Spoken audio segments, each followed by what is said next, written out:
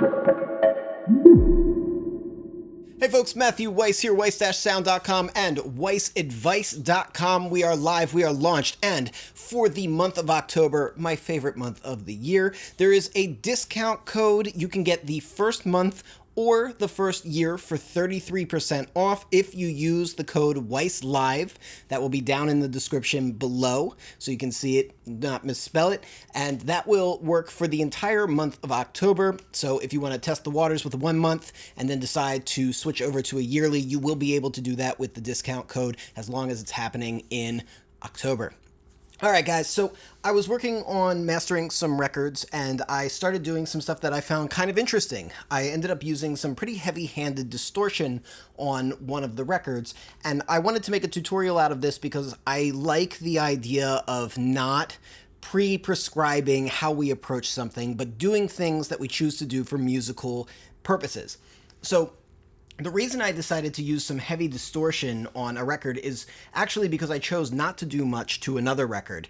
With mastering, it's about making a sense of a cohesive project, not just bringing out the best of each individual record. So the record that I ended up doing the least amount of treatment on was this one right here.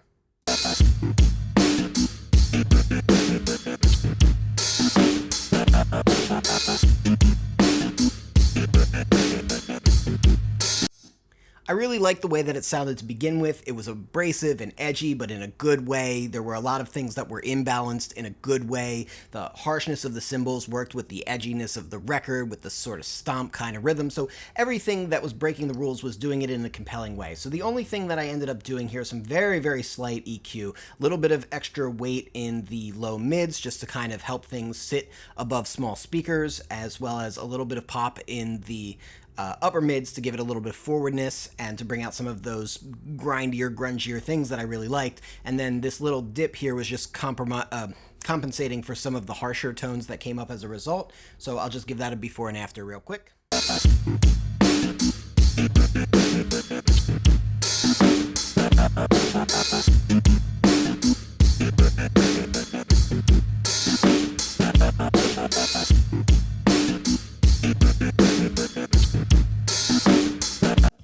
So you hear everything kind of moves forward, but at no point does anything become any harsher than it already was. But overall, I'm changing very, very little about the record because I think that the mix really sounds the way that it should sound. Now, let's flip over to another record here.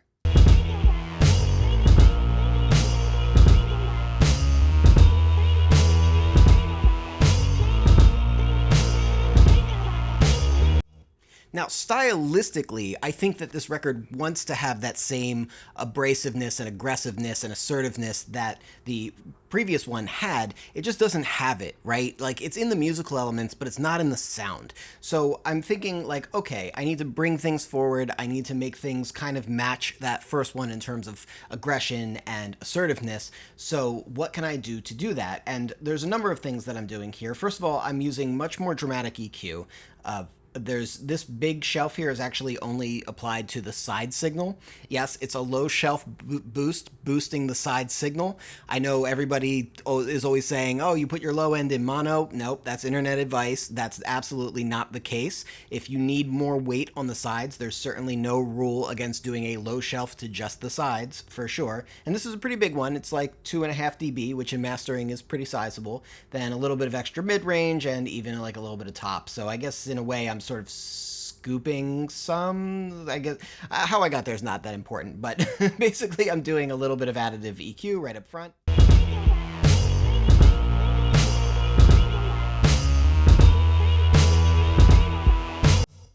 And that gives me my forwardness. And then I'm using a Transient Designer to give a little bit more punch to the low end because I felt like the low end wasn't really, like it felt a little pancaked, like it was kind of smashing into a compressor and kind of losing some of its oomph.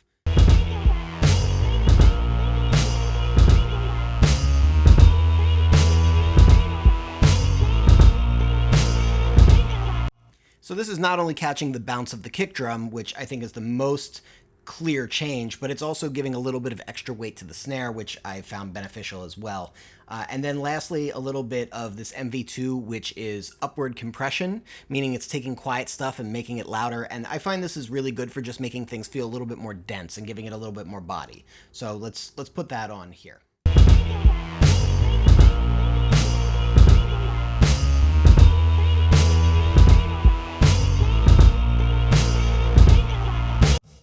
And don't mind the clipping, I am using 32 float right here, so this clipping is not actually showing up in the record before people get, sensitive about it.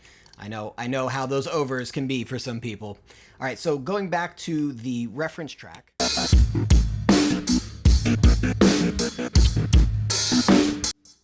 And then flipping over to this one.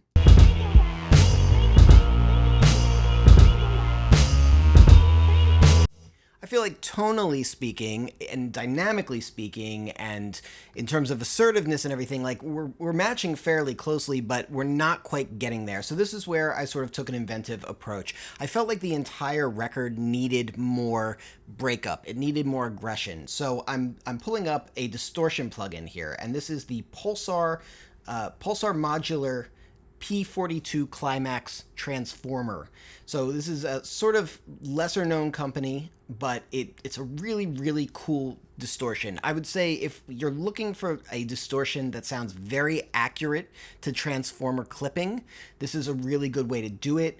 A lot of the times I would be using my hardware Zulu to do something similar, but in this case, because I'm doing such a large quantity of work, I'm trying to keep things in the box as much as possible. So this is a really, really good choice. And I'm hitting it really, really hard. Like I've got the color turned way up here, and then I'm only using 20% of the wet return. So basically I'm getting like all of the harmonic distortion, but I'm just using enough of it to provide color and edge and breakup. It's a little hard to level match these because part of saturation also includes some compression, and because I'm using a sort of complex algorithm to do it, there's a lot of shape changing going on within the record, so it's a little hard to get an accurate level match, but I'll give you the before and after, and this is pretty transformative.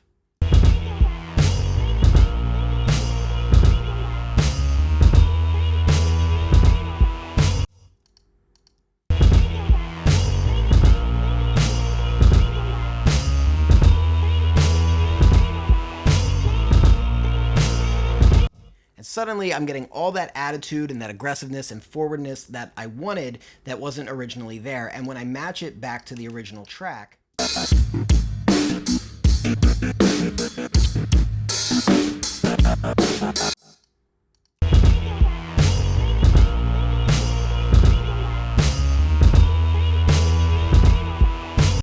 it's much, much closer, and if I was being honest, I could probably even go a little further with it. I could probably add a little bit more bite to the top end to match it even a little bit closer. But that said, on its own, I'm actually pretty happy with the way that this is sounding, and it's okay if things don't sound exactly the same. They still need to kind of have their own personality to a certain degree, I think. But this whole transformation is pretty dramatic right here.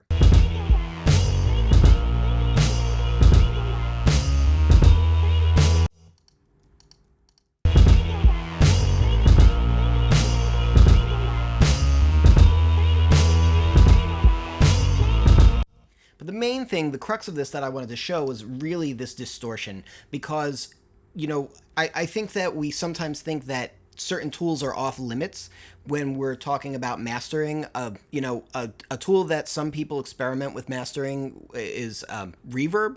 I don't personally do that very often. I've never been able to make that work, but there's no reason why we should think, oh, we're mastering a record, therefore we should not be using, and then insert blank here. And the funny thing is a lot of the times I think the things that people think we should be using, stuff like multiband compression and stuff like that, I find that I use that very, very sparingly, almost never really. Like I sometimes will use like some slight de-essing or like some very minor multiband compression, but most of the time I'm really using straight up EQ.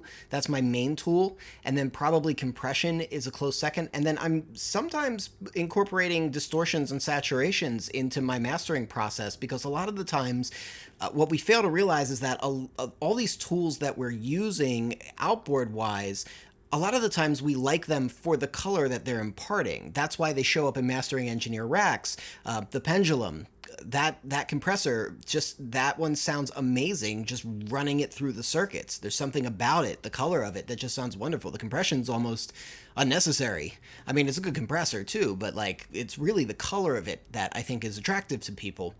And so incorporating distortion into mastering, there's certainly no rules against it. And this is one of those examples where being pretty overt with it, I think worked really well. So I wanted to show that to you guys. And it's not necessarily for the specific technique of being like, oh, distort your masters. No, but experiment with distorting, and don't assume that it's a wrong choice because maybe people might think it's a wrong choice or something like that. The idea here is to experiment and find things that you like. I like saturation. I use a lot of saturation when I work on records. So if somebody's hiring me to do something like this, I would hope that they would expect me to be doing what I do. So, you know, you find the things that you like and you do it.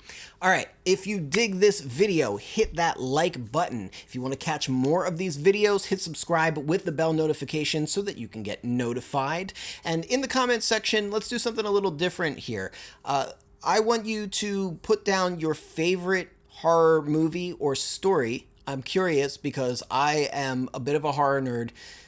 Not like a super horror nerd, but I really like horror. Actually, when I was in college, I got in for writing originally, and I started off writing horror fiction, and then I switched over to music. But that was really where I was at when I was much, much younger. So comment with your favorite horror. I would love to hear what you guys are into. But of course, also, if you have any questions or you want to see something discussed, please comment in the comment section below. And lastly, you know what we say. We are musicians. Sound is our instrument. And I will catch you next time.